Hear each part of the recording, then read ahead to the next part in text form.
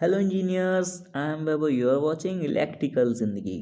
दोस्तों, previous video lecture में हम लोगों ने फेस सीक्वेंस मीटर के बारे में बात किया था। आई होप कि आपने वो वीडियो देखा है और आपको मैंने वहाँ पे जो भी कंसेप्ट उसके बारे में बताया था, वर्किंग प्रिंसिपल, टाइप्स, कंस्ट्रक्शन और जो rotating type phase sequence meter, static type phase sequence meter और भी जो अबाउट में मैंने आपको सभी चीज़ें बताई थी फेस के बारे में, वो सभी आपको चीज़ें समझ में आ गई होंगी। आज की इस वीडियो में हम लोग सिंक्रोनोस्कोप के बारे में बात करने वाले हैं। ये वीडियो बहुत ज़्यादा इम्पोर्टेंट है। इसका इम्पोर्टेंट क्यों है, इसके बारे में आप समझ सकते हैं कि आज की इस वीडियो में हम लोग सिंक्रोनोस्कोप के बारे टाइप्स के बारे में बात करेंगे, कंस्ट्रक्शन के बारे में बात करेंगे, वर्किंग के बारे में बात करेंगे। साथ ही में इसके यहाँ पे 3 प्रकार जो हैं, वेस्टर्न सिंक्रोनोस्कोप, इलेक्ट्रोडायनेमिक सिंक्रोनोस्कोप, मूविंग आयरन सिंक्रोनोस्कोप, इन सभी के बारे में डिटेल्ड इनके वर्किंग, कंस्ट्रक्शन के बारे में बात करने वाले हैं। जाहिर सी बात है कि वीडियो में इतना सारा कंटेंट है तो वीडियो बहुत ज़्यादा इंपॉर्टेंट है। बिल्कुल इसे एंड तक की देखिएगा, अपने दोस्तों के साथ में शेयर करिएगा और चैनल को सब्सक्राइब नहीं किया तो बिल्कुल सब्सक्राइब कर लीजिएगा। आप लोगों के लिए सरप्राइज है दोस्तों कि ये जो मैं आपको स्क्रीन में बता रहा हूँ, इसका फ्री पीडीएफ भी आप डाउनलोड कर सकते हैं। लिंक आपको डिस्क्रिप्शन में मिल जाएगा। बाकी वीडियो को आगे स्टार्ट करने से पहले आप लोगों के लिए इन्फॉर्मेशन है कि इलेक्ट्रिकल ज़िंदगी नाम से मेरी वेबसाइट है जो कि गूगल पर रन कर रही है। यहाँ पे मैं इलेक्ट्रिकल के हिंदी में कंसेप्ट पर पोस्ट डालता रहता हूँ, तो आप उन पोस्ट को पढ़ के इलेक्ट्रिकल के अपने कंसेप्ट को बिल्ड कर सकते हैं, इलेक्ट्रिकल से रिलेटेड नॉलेज को बढ़ा सकते हैं। तो चलिएगा वीडियो के मेन कंटेंट की स्टार्टिंग कर लेते हैं और मेन कंटेंट पर हम लोग बात करते हैं। तो सबसे पहले हम लोग समझते हैं कि सिंक्रोनोस्कोप क्या होता है। What is synchroscope? देखिए, अभी तक हम लोगों ने पिछली कई वीडियो में हम लोगों ने बात किया कई तरीके के मीटर्स के बारे में। जैसे कि हमने बात किया फ्रीक्वेंसी मीटर के बारे में। फ्रीक्वेंसी मीटर क्या होता है कि हमारे जो सिस्टम होता है, जो ट्रांसफार्मर होता है, अल्टरनेटर होता है, या फिर जो भी हमारा इलेक्ट्रिकल सिस्टम है जहाँ से हमें सप्लाई मिल रही है, उसकी फ्रीक्वेंसी को मेज़र कर रहा होता है। राइट? फ्रीक्वेंसी क्या होता है, ये सब छोटा टर्म है, ये आपने बेसिक इलेक्ट्रिकल में पढ़ा हुआ है। बाकी फ्रीक्वेंसी मीटर जो होता है वो फ्रीक्वेंसी को मेज़र कर रहा होता है। इसी तरीके से जो मैंने पिछला आपको वीडियो बताया कि फेस सीक्वेंस मीटर, ये हमारा फेस के सीक्वेंस को मेज़र कर रहा होता है। राइट? अब क्या होता है कि जब हमें अपने जब हमारा लोड जो होता है वो हमारा ज़्यादा डिमांड करता है, ठीक है ना, तो ऐसी कंडीशन में हमें अपने अल्टरनेटर या फिर ट्रांसफार्मर का पैरेलली ऑपरेशन कराना पड़ता है। राइट? मैंने आपको पिछली वीडियो में बताया था कि क्यों करवाते हैं, कैसे करवाते हैं, वो सभी मैंने बताया हुआ था। तो ऐसे में क्या होता है कि हमें अपने अल्टरनेटर या ट्रांसफार्मर का पैरेलल ऑपरेशन कराना पड़ता है। और जब हम पैरेलल ऑपरेशन कराते हैं तो हमें कई टाइप्स के इंस्ट्रूमेंट को कैरी करना पड़ेगा। जाहिर सी बात है कि अगर हम पैरेलल ऑपरेशन कराना चाहते हैं तो फ्रीक्वेंसी मीटर हमारे पास होना ही चाहिए। अब फेस सीक्वेंस मीटर होना ही चाहिए, वोल्ट मीटर होना ही चाहिए। आपको पता है ना कि 3 चीज़ें नापी जाती हैं अगर हम अल्टरनेटर और ट्रांसफार्मर को पैरेलली ऑपरेट कराना चाहते हैं, पैरेलली ऑपरेशन कराना चाहते हैं, तो ऐसी कंडीशन में हमें 3 चीज़ें ध्यान में रखनी होती है कि ये 3 चीज़ें मस्ट कंपलसरी हैं कि दोनों ही अल्टरनेटर और ट्रांसफार्मर की सेम होनी चाहिए। जैसे फ्रीक्वेंसी हो गया, वोल्टेज हो गया और उसका फेस जो होता है वो सेम होना चाहिए। तो इन तीनों ही चीज़ों को सही देखने के लिए हमें तीनों ही इंस्ट्रूमेंट को कैरी करना पड़ेगा। अब ऐसे में क्या होता है कि इलेक्ट्रीशियन के जो कैरी बैग होता है वो जाहिर सी बात है पहले भारी होता है और भारी हो जाएगा। तो ये तीनों ही इंस्ट्रूमेंट को हमें कैरी ना करके एक ऐसा इंस्ट्रूमेंट हम बनाना चाहते हैं जिसमें ये तीनों के ही गुण हों, तीनों ही काम एक ही इंस्ट्रूमेंट में हो जाएं।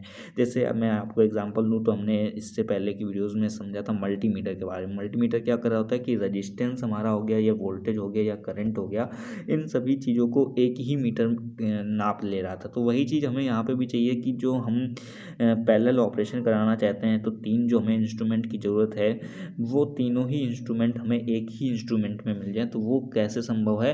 वो संभव है सिंक्रोनोस्कोप में। वो कैसे संभव है? सिंक्रोनोस्कोप में। आई होप कि अब तक आप सिंक्रोनोस्कोप का बहुत ईजी वे में इसका एप्लीकेशन समझ गए होंगे कि सिंक्रोनोस्कोप क्या होता है। कि सिंक्रोनोस्कोप एक तरीके का ऐसा इंस्ट्रूमेंट है जो कि हमारे अल्टरनेटर या फिर ट्रांसफार्मर के पैरेलल ऑपरेशन के समय में दोनों ही ट्रांसफार्मर या फिर अल्टरनेटर के फेज सीक्वेंस को, फ्रीक्वेंसी को और वोल्टेज को मेज़र कर रहा होता है, और अगर सेम होता है तो एक इंडिकेशन देता है, और अगर नहीं सेम होता है तो रॉन्ग इंडिकेशन देता है। तो ये अब तक की डेफिनेशन है सिंक्रोनोस्कोप की। अब यहाँ पे जो मैंने लिखा हुआ है वो आप पढ़ सकते हैं, यहाँ पे देखिएगा।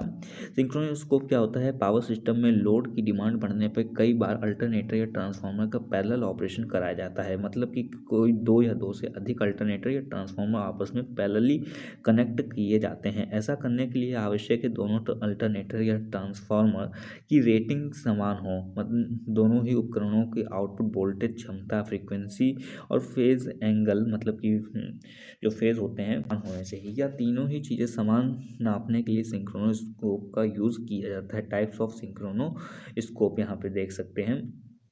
जो हमारे सिंक्रोनोस्कोप होते हैं वो हमारा दो तरीके का होता है, एक वेस्टर्न टाइप सिंक्रोनोस्कोप और एक मूविंग आयरन टाइप सिंक्रोनोस्कोप। अब वेस्टर्न टाइप जो सिंक्रोनोस्कोप होता है वो हमारा उसी को हम लोग इलेक्ट्रोडायनेमिक टाइप सिंक्रोनोस्कोप भी कहते हैं। यहाँ पे ये बात को याद रखिएगा, वेस्टर्न टाइप सिंक्रोनोस्कोप को हम लोग इलेक्ट्रोडायनेमिक टाइप सिंक्रोनोस्कोप कहते हैं। अब यहाँ पे समझ लेते हैं वेस्टर्न टाइप सिंक्रोनोस्कोप क्या होता है। देखिए, अब तक इसका वर्किंग आप जान गए होंगे। अब यहाँ पे वेस्टर्न टाइप सिंक्रोनोस्कोप के बारे में मैं थोड़ा सा आपको इन्फॉर्मेशन दे देता हूँ। इसमें क्या होता है कि ये हमारा ट्रांसफार्मर की तरह ही इसमें भी तीन हमारी लिम्ब होती हैं। लिम्ब क्या होता है ट्रांसफार्मर में? आप समझते होंगे, मशीन में आपने पढ़ा है कि इसमें भी क्या होता है कि ट्रांसफार्मर के तरीके तीन हमारी लिम्ब होती हैं।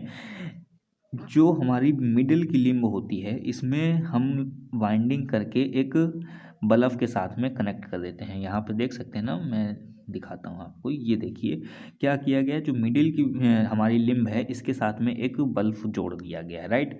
और इसी तरीके से जो हमारी प्राइमरी लिम्ब है इसके साथ में एक वाइंडिंग निकाल लेते हैं, और सेकेंडरी जो लिम्ब है इसके साथ में एक वाइंडिंग निकाल लेते हैं। अब तक आपको इसका कंस्ट्रक्शन समझ में आ गया होगा। अब यहाँ पे समझिएगा कि ये जो है हमारा, ये एक हमारा बस बार है जिसके साथ ऑलरेडी हमारा एक ट्रांसफार्मर कनेक्ट है जो कि लोड के साथ में कनेक्ट है, राइट, जो कि हमारा लोड के साथ में कनेक्ट है। और यहाँ से एक हमारा कनेक्शन आ रहा है RYB का, जो कि हमारा पैरेलली ऑपरेशन के लिए ट्रांसफार्मर 2 को रखा गया है। अब हमें ये मेज़र करना है कि हमारा जो ट्रांसफार्मर 1 है और जो ट्रांसफार्मर 2 है, इन दोनों का फेज़ जो है, फेज एंड जो सीक्वेंस है वो समान है कि नहीं है, और जो हमारा फ्रीक्वेंसी है, जो वोल्टेज है वो समान है कि नहीं है, तो उसको अब हम लोगों को मेज़र करना है। तो ऐसी कंडीशन में जो हमारे पास ये इंस्ट्रूमेंट था, अब इस इंस्ट्रूमेंट का हम लोग यूज़ करते हैं, राइट। किस तरीके से अब इसका इंस्ट्रूमेंट का यूज़ करेंगे, देखिएगा यहाँ पे कि इस इंस्ट्रूमेंट का जो यहाँ पे प्राइमरी वाइंडिंग थी, इससे दो टर्मिनल हम लोग निकाल करके अपने जो ट्रांसफार्मर 2 था उसके RYB में किसी भी दो के साथ में जोड़ देंगे, ठीक है ना। Y और B के साथ में यहाँ पे मैंने जोड़ दिया है ना, Y और B के साथ में मैंने जोड़ दिया है। इसी तरीके से क्या करेंगे, जो सेकेंडरी हमारा यहाँ पे लिम्ब था इसका भी हम लोग दो ठो कनेक्शन निकाल के Y और B के साथ में जोड़ देते हैं। यहाँ पे डायग्राम में नहीं शो किया गया है, यहाँ पे Y और B के साथ में हम लोग इसको जोड़ देते हैं ऐसे करके। याद रखिएगा कि जिस फेज़ के साथ में यहाँ पे जोड़ रहे हैं उसी फेज़ के साथ में यहाँ पे भी जोड़ना है। अगर फेज़ के साथ में नहीं जोड़ेंगे तो क्या होगा इफ़ेक्ट, वो समझते हैं अब यहाँ पे। अब अगर हमारा फेज़ के साथ में जोड़ा गया है, जैसे मैंने यहाँ पे दिखाया कि यहाँ पे प्राइमरी लिम्ब जो है उसका कनेक्शन हमारा YB के साथ में किया गया है, और यहाँ पे जो सेकेंडरी लिम्ब है अगर इसका कनेक्शन भी YB के साथ में किया जाता है तो जो हमारा बल्ब होगा वो हमारा तेज़ी से ग्लो करेगा। अब तेज़ी से ग्लो क्यों करेगा, इसका भी हम लोग बात को समझेंगे, लेकिन उससे पहले समझते हैं कि अगर हमारा कनेक्शन गलत कर दिया जाएगा, मतलब कि यहाँ पे हमारा YB से कनेक्ट किया गया है, यहाँ पे हमारा RB से अगर कनेक्ट कर लिया जाएगा तो ये जो हमारा बल्ब होगा ये हमारा कम ग्लो करेगा, धीमे ग्लो करने वाला है, राइट। तो ऐसा क्यों हो रहा है यहाँ पे समझते हैं। देखिए, जैसे हम लोगों ने YB के साथ में अपना प्राइमरी लिम्ब का कनेक्शन किया है तो यहाँ पर एक हमारा MMF बनेगा, मतलब एमएमएफ बनता है। एमएमएफ क्या होगा कि इस लिम्ब की तरफ से अपना मैग्नेटिक सर्किट पूरा करने वाला है, राइट। इस तरीके से अपना मैग्नेटिक सर्किट पूरा करेगा इस डायरेक्शन में, ठीक। अब इसी तरीके से अगर हमने यहाँ पर भी अपना जोड़ा हुआ है कनेक्शन वाई बी के साथ में, तो यहाँ पर भी हमारा एक मैग्नेटिक सर्किट बनेगा जो कि हमारा इस तरीके से अपने सर्किट को पूरा करने वाला है। तो यहाँ पे आप देख सकते हैं, यहाँ से जो सेकेंडरी लिम्ब है यहाँ का मैग्नेटिक सर्किट कुछ इस तरीके से आएगा और प्राइमरी लिम्ब का मैग्नेटिक सर्किट कुछ इस तरीके से आएगा। तो जो मिडिल वाली लिम्ब होगी, तो यहाँ पे दोनों के ही मैग्नेटिक सर्किट मिल जाएंगे और जो हमारा बल्ब होगा वो तेज़ी से ग्लो करेगा। लेकिन इसके अपोजिट डायरेक्शन में अगर हमारा यहाँ पर वाई बी के साथ में कनेक्ट किया है, यहाँ पे है ना, वाई बी के साथ में कनेक्ट किया है और यहाँ पे कनेक्शन अगर हम लोग आर बी के साथ में कर दें, तो हमारा जो मैग्नेटिक फील्ड फ्लक्स होगा जो लिम्ब के थ्रू हमारा ट्रेवल करेगा वो हमारा अपोजिट डायरेक्शन में होगा। अगर इसके माध्यम से लिम्ब फर्स्ट के माध्यम से इस डायरेक्शन में है तो लिम्ब सेकंड के थ्रू इस डायरेक्शन में फ्लो करेगा। अब ये जो मैग्नेटिक फ्लक्स होगा ये एक दूसरे को अपोज करेंगे और जो हमारा बल्ब होगा वो हमारा धीमे ग्लो करेगा। तो ये इसका अंतर होता है। अब ऐसी कंडीशन में अगर हमारा कनेक्शन सही फेज़ के साथ में किया गया है दोनों ही तरफ, जैसे यहाँ पे देखिए वाई बी के साथ में किया गया है, इस तरफ भी अगर हमारा कनेक्शन वाई बी और वाई के साथ, तो हमारा बल्ब तेज ग्लो होगा। और अगर बल्ब हमारा तेज ग्लो हो रहा है तो ऐसी कंडीशन में जो हमारा सिंक्रोनाइजिंग स्विच होता है, जो हमारा double throw triple pole switch होता है, वो हमारा ऑन कर दिया जाता है और दोनों ही जो हमारे ट्रांसफार्मर होंगे वो हमारे सिंक्रोनाइज हो जाते हैं, मतलब कि पैरेलली ऑपरेट करने लगते हैं। आई होप कि जो मैंने अभी तक आपको ये बताया वो आपको समझ में आया होगा। फिर भी अगर आपको थोड़ा सा भी डाउट है तो यहाँ पे सभी चीज़ें मैंने मेंशन करी हुई है, आप इन सबको भी पढ़ सकते हैं। जो वेस्टर्न टाइप सिंक्रोनोस्कोप होता है, इसका अन्य नाम क्या होता है, इलेक्ट्रोडायनेमिक टाइप सिंक्रोनोस्कोप भी इसका अन्य नाम होता है। इस डिवाइस के दो पार्ट होते हैं, स्टैटिक या एंड डायनेमिक। जो स्टैटिक पार्ट होता है इसमें 3 लिम्ब से बना हुआ एक प्रकार का ट्रांसफार्मर होता है। मैंने आपको ये सभी चीज़ें बताई हुई हैं, चित्र ध्यान रखिएगा, इस चित्र को बनाना पड़ेगा। जिसमें मध्य के लिम्ब में एक लैंप कनेक्टेड होता है। आउटर लिम्ब मतलब कि जो प्राइमरी लिम्ब होता है, आउटर लिम्ब की एक वाइंडिंग पहले से लोड के साथ कनेक्टेड बस बार के किन्हीं 2 फेज के साथ में जोड़ी जाती है। माना चित्र में दिखाए गए उपकरण में एक तरफ की वाइंडिंग बाई बी के साथ में जोड़ी गई। यहाँ पे मैंने दिखाया ना, आप देखिए यहाँ पे वाई बी के साथ में कनेक्शन जोड़ा गया ना, तो वही चीज़ यहाँ पे भी लिखी हुई है, वाई बी के साथ में जोड़ी गई है। उपकरण की दूसरी तरफ की वाइंडिंग आउटर लिम्ब का कनेक्शन पैरेलल में जोड़े जा रहे अल्टरनेटर या ट्रांसफार्मर के सेम फेज में जोड़ा जाता है जिस फेज के साथ पहली वाली वाइंडिंग में जोड़ा गया, मतलब आर वाई और बी के फेज में जोड़ा जाता है। ऐसा करने से ट्रांसफार्मर की कोर में 2 फ्लक्स जनरेट होते हैं। यह दोनों फ्लक्स अपने मार्ग को पूरा करने के लिए सेंट्रल लिम्ब से होकर गुजरते हैं। यदि दोनों ही फ्लक्स एक दूसरे के सेम डायरेक्शन में होते हैं तो सेंट्रल लिम्ब में उत्पन्न होने वाला ईएमएफ लैंप को तेजी जलाने के लिए पर्याप्त होता है। परिणाम स्वरूप लैंप जो होता है वो तेजी से ग्लो करता है। यदि दोनों फ्लक्स आपस में विपरीत दिशा में होंगे, अब विपरीत दिशा में कब होंगे, कि जब हमारे दोनों तरफ के प्राइमरी और सेकेंडरी जो लिम्ब होंगे वो हमारे गलत फेज के साथ में जुड़े होंगे। अगर एक तरफ वाई बी के साथ में है तो दूसरी तरफ आर बी के साथ में अगर जुड़े होंगे तो ऐसी कंडीशन में क्या होगा कि विपरीत दिशा में होगा फ्लक्स। ऐसी कंडीशन में जो सेंट्रल लिम्ब होगा उसमें रिजल्टेंट ईएमएफ उत्पन्न नहीं हो पाएगा और पर्याप्त मात्रा में हमारा जो बल्ब होगा वो प्रकाशित नहीं हो पाएगा। जब बल्ब प्रकाशित होता है तो इसका मतलब है कि ट्रांसफार्मर की दोनों तरफ की वाइंडिंग समान फेज में जोड़ी गई है। यदि लैंप नहीं प्रकाशित होता है तो इसका मतलब है कि ट्रांसफार्मर की दोनों वाइंडिंग अलग अलग फेज से जोड़ी गई है। यहाँ पे ये कंक्लूजन है। यदि लैंप बार बार जल बुझ रहा है, मतलब फ्लिकरिंग कर रहा है, तो इसका मतलब यह होता है कि अल्टरनेटर या ट्रांसफार्मर की फ्रीक्वेंसी अलग अलग है। देखिए यहाँ पर अगर हमारा बल्ब जो है वो जलता है, जो हमारा बल्ब था यहाँ पे जो सेंट्रल लिम्ब जो था, ये आप समझिए, जो सेंट्रल लिम्ब के साथ जो हमारा बल्ब कनेक्टेड था वो अगर हमारा ग्लो करता है, ठीक है, तो इसका मतलब क्या है कि हमारा जो प्राइमरी और सेकेंडरी के साथ जो फेज़ जोड़ा गया है वो समान फेज़ है और हम कनेक्शन कर सकते हैं, सिंक्रोनाइज कर सकते हैं। और अगर हमारा बल्ब जलता बुझता है, मतलब फ्लिकरिंग करता है, तो ऐसी कंडीशन क्या होती है कि फेज़ जो फ्रीक्वेंसी है दोनों ही तरफ की अलग अलग है। मतलब जल बुझ रहा है तो इसका मतलब क्या है कि कनेक्शन तो सही किया गया है, वाईबी के साथ इधर भी कनेक्ट किया गया है, वाईबी के साथ उधर भी कनेक्ट किया गया है, लेकिन हमारी जो फ्रीक्वेंसी है ना, दोनों तरफ की अल्टरनेटर या ट्रांसफार्मर की जो फ्रीक्वेंसी है ना, वो अलग अलग है। यदि लैंप प्रकाश अधिक चमकदार होता है तो इसका मतलब है कि दोनों तरफ के वोल्टेज की क्षमता समान है। यदि लैंप का प्रकाशित जो होता है वो कम होता है तो इसका मतलब है कि दोनों की क्षमता क्या है, अलग अलग है। यहाँ पे तीन कंडीशंस को समझिएगा कि एक लैंप के माध्यम से हमें तीनों चीज़ पता चल जा रही हैं। क्या क्या पता चल रही है यहाँ पे समझिएगा, फिर से मैं आपको बता देता हूँ। ये हमारी मान लीजिए सेंट्रल लिम्ब है, यहाँ पर हमारी वाइंडिंग है और वाइंडिंग हमारी यहाँ पर निकली हुई है और यहाँ पर हमारा एक बल्ब लगा हुआ है, ठीक है। अब वो बल्ब अगर तेज़ी से प्रकाशित हो रहा है, खूब तेज़ी से ग्लो कर रहा है, तो इसका मतलब क्या हो जाएगा कि हमारा जो कनेक्शन है वो सही किया गया है। मतलब वाई बी के साथ अगर यहाँ पे कनेक्ट किया गया है तो वाई बी के साथ यहाँ पर भी कनेक्ट किया गया है। और अगर ये बल्ब हमारा जल रहा है, बुझ रहा है, जल रहा है, बुझ रहा है, फ्लिकरिंग कर रहा है, तो ऐसी कंडीशन क्या होगी कि हमारा कनेक्शन तो सही किया गया है, लेकिन क्या है कि फ्रीक्वेंसी दोनों साइड की अलग अलग है। और अगर हमारा बल्ब जल तो रहा है लेकिन कम तीव्रता के साथ जल रहा है, अपनी पूर्ण चमक के साथ में नहीं जल रहा है, तो ऐसा मतलब क्या है कि एक तरफ का तो हमारा वोल्टेज ज़्यादा है, एक तरफ का वोल्टेज क्या है, कम है, ठीक है। तो ये तीनों कंडीशंस आपको याद रखनी है, ठीक है। यदि ये मैंने कंफर्म कर दिया। यदि लैंप बिना फ्लिकरिंग करे तेज प्रकाश के साथ लगातार जलता रहता है तब हम सिंक्रोनाइजिंग स्विच को ऑन कर देते हैं और दोनों ही अल्टरनेटर या ट्रांसफार्मर आपस में कनेक्ट कर देते हैं।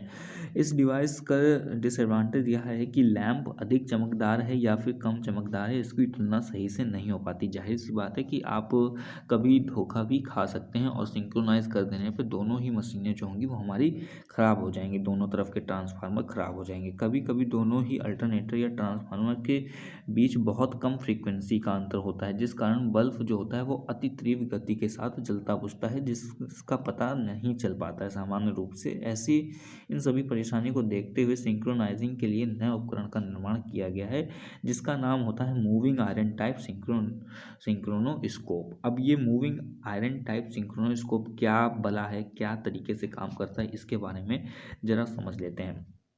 देखिए, जो अभी तक की हमने समझा कि जो हमारा सिंक्रोनोस्कोप था, जिस तरीके से काम कर रहा था, जो काम कर रहा था उसी तरीके से ये भी होता है। वेस्टर्न टाइप जो सिंक्रोनोस्कोप होता है उसी तरीके से होता है, वही सब काम करता है। लेकिन इसमें क्या होता है कि मूविंग एलिमेंट लगा होता है। मूविंग एलिमेंट में इसमें दो तरीके की कॉइल हम लोग यूज़ करते हैं। एक हमारी फिक्स्ड कॉइल होती है जिससे हम लोग करंट कॉइल भी कहते हैं, एक हमारी मूविंग कॉइल होती है जिसे हम लोग प्रेशर कॉइल भी कह रहे होते हैं। कुछ इस तरीके का हमारा कंस्ट्रक्शन होता है। देखिएगा, ये मिडिल में क्या है, हमारा मूविंग कॉइल होती है, ये स्पिंडल होता है जिसके साथ में अक्रॉस में हमारी मूविंग कॉइल होती है। ये मूविंग कॉइल जो होती है ये हमारी दो भागों में बांट दी जाती है, ठीक है। और यहाँ पे ये देख सकते हैं, ये हमारी फिक्स कॉइल लगी हुई है, ठीक है। यहाँ पे फिक्स कॉइल लगी हुई है। ये देखिएगा, मैं ये बता देता हूँ, ये हमारी क्या है, फिक्स कॉइल है दोनों ही। और ये क्या है, हमारा स्पिंडल है। और ये क्या है, हमारा पॉइंटर है। और ये क्या है, हमारा स्केल है। और यहाँ पे ये जो हमारी मूविंग कॉइल होती है ये हमारी दो टाइप्स की होती है। मैं यहाँ पे चेंज कर लेता हूँ, येलो कर देता हूँ। ये जो हमारी मूविंग कॉइल होती है ये हमारी दो पार्ट में डिवाइडेड होती है। पहला पार्ट हमारा ये P1 है और दूसरा पार्ट हमारा P2 है। जो पहला पार्ट होगा हमारा, वो हमारा एक इंडक्टर के इसके सीरीज़ में लगा होगा। और जो दूसरा पार्ट होगा ये हमारा एक रेजिस्टेंस हमारा इसकी सीरीज़ में लगा होगा। जो फिक्स्ड कॉइल होती है उसके सीरीज़ में एक कैपेसिटर लगा होता है। बाकी ये सभी चीज़ें मैंने यहाँ पे लिख दिया है, तो आप यहाँ से भी आकर के पढ़ सकते हैं। आप इस चित्र को भी रिमेंबर रख सकते हैं या फिर इस चित्र को भी रिमेंबर रख सकते हैं। एक्सप्लेन कर देता हूँ। जो मूविंग कॉइल होती है, मूविंग कॉइल के सीरीज़ में कैपेसिटर लगाया जाता है। फिक्स कॉइल के दो भागों में बांट दिया जाता है, जिसमें एक भाग के सीरीज़ में हम लोग रेजिस्टेंस और दूसरे भाग के सीरीज़ में हम लोग इंडक्टर लगाते हैं। यहाँ पे करेक्शन कर लीजिएगा कि यहाँ पे मूविंग कॉइल हो जाएगा और यहाँ पे फिक्स कॉइल हो जाएगा। ठीक है, यहाँ पे देखिएगा ये चीज़ यहाँ पे आप देख सकते हैं। अच्छा, यहाँ पे ये करेक्शन कर लीजिएगा।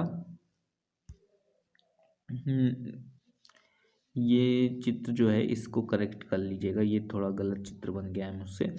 आप वहाँ पे करेक्शन कर लीजिएगा कि जो फिक्स कॉइल होगी, फिक्स कॉइल के साथ में हमारा कैपेसिटर लगता है और जो हमारा मूविंग कॉइल होगी उसके साथ में हमारा इंडक्टर और रेजिस्टेंस लगता है। ठीक है, सीरीज़ में। अब यहाँ पे देखिएगा मैंने क्या बताया हुआ है कि मूविंग कॉइल से एक पॉइंटर जुड़ा होता है। जब दोनों डिवाइस अल्टरनेटर या ट्रांसफार्मर की फ्रीक्वेंसी समान होती है तब पॉइंटर स्टेडी स्टेट में सीधा रहता है, परंतु यदि फ्रीक्वेंसी अधिक होती है तो पॉइंटर फास्ट डायरेक्शन में मूव करता है। यदि फ्रीक्वेंसी कम होती है तो पॉइंटर जो होता है वो स्लो डायरेक्शन की तरफ मूव करता है। यहाँ पे आप देख सकते हैं कि क्या किया गया है। यहाँ पे ये तीन हमारी बस बार हैं, जो कि हमारा ये पहला अल्टरनेटर है, दूसरा अल्टरनेटर है। पहला अल्टरनेटर हमारा ऑलरेडी इससे बस बार से कनेक्टेड है। आप यहाँ पे देख सकते हैं कि जो हमारा मेन स्विच है वो हमारा ऑन है और ये बस बार से कनेक्टेड है, RYB से कनेक्टेड है ऐसी कंडीशन में। ठीक है ना। अब जो दूसरा अल्टरनेटर है इसे हमें अपने बस बार के साथ में कनेक्ट करना है। तो ऐसे में क्या किया गया, एक सिंक्रोनोस्कोप को हमने यूज़ किया है। सिंक्रोनोस्कोप क्या है, मूविंग आयरन टाइप सिंक्रोनोस्कोप है। यहाँ पे देख सकते हैं कि इसमें भी क्या है कि दो हम फेज़ के साथ में इसको हमने कनेक्ट किया, इधर भी हमने उसी फेज़ के साथ में कनेक्ट किया। अगर दोनों ही तरफ की फ्रीक्वेंसी हमारी समान होगी तो जो पॉइंटर होगा वो हमारा सीधा होगा, और अगर हमारी फ्रीक्वेंसी किधर की भी तेज़ होगी तो हमारी पॉइंटर जो होगा फास्ट की तरफ में मूव करेगा, और अगर हमारी फ्रीक्वेंसी स्लो होगी तो हमारा पॉइंटर स्लो की तरफ में मूव करने वाला है। तो कुछ इस तरीके से हमारा ये मीटर होता है। आप यहाँ पे ये देख सकते हैं, मीटर कुछ हमारा इस तरीके से होता है। तो दोनों ही टाइप्स के जो यहाँ पे सिंक्रोनोस्कोप होते हैं वो मैंने एक्सप्लेन कर दिए हैं। इनके कंस्ट्रक्शन वर्किंग के बारे में मैंने आपके साथ में पूरी नॉलेज शेयर करी है। आई होप कि आपको आज की वीडियो पसंद आई होगी। वीडियो को शेयर करिएगा, चैनल को सब्सक्राइब नहीं किया है दोस्तों तो बिल्कुल सब्सक्राइब कर लीजिए। बाकी कोई भी अगर आपके माइंड में डाउट क्वेरी होती है या वीडियो की रिगार्डिंग सजेशन है तो आप मुझसे मेरे इस व्हाट्सएप नंबर पे भी बात कर सकते हैं। बाकी कमेंट जरूर से ज़रूर करें कि वीडियो कैसी आपको लगती है। आपने मेरे अभी तक व्हाट्सएप ग्रुप और टेलीग्राम ग्रुप को ज्वाइन नहीं किया तो बिल्कुल ज्वाइन कर लीजिएगा। फेसबुक और इंस्टाग्राम पर भी मुझसे आप बात कर सकते हैं। इससे पहले भी मैंने कई वीडियोज़ लिखी हुई हैं, पोस्ट लिखी हुई हैं, तो आप इन सभी पोस्टों को भी आकर के मेरी वेबसाइट पर पढ़ सकते हैं। साथ तब तक के लिए टेक केयर, बाय बाय।